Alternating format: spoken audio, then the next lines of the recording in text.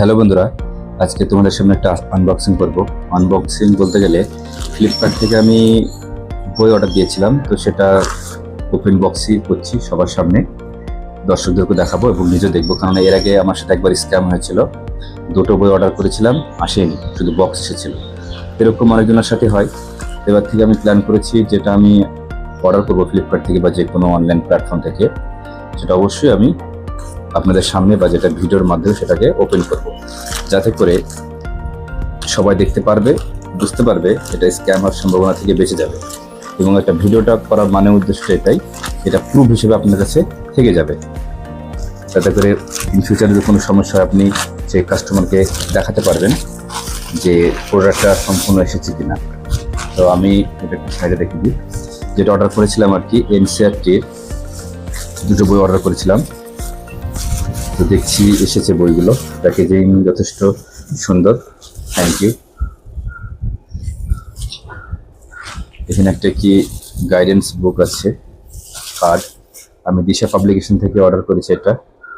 লেখা আছে loyalty cards, thanks, use code gate additional discount up to 10% on all purchase দিশাস website. বইটা যেটা আমি অর্ডার করেছিলাম আর কি, যেহেতু আমি সিভিল সার্ভিস বা ইউপিএসসির জন্য প্রিপারেশন নিচ্ছি, সেন্ট্রাল গভর্নমেন্টের জন্য বা অন্যান্য সিজিএল বা যে সমস্ত সেন্ট্রাল গভর্নমেন্টের প্রশ্ন আমাদের হয় বা রেলের, তো এই এনসিইআরটির বইগুলো খুবই যথেষ্ট হেল্পফুল। কেননা এনসিইআরটি বইগুলো সমস্ত অথেন্টিক মানে বেস থাকে আর কি, তো সেগুলো কভার করা যায় মানে সংক্ষেপে। যেহেতু অলরেডি আমার মোটামুটি পড়া ছিল, তাই আমি এনসিইআরটির সামারিটাকে অর্ডার করেছি, যাতে করে একবার করে দেখলে আমার হয়ে যায় আর কি।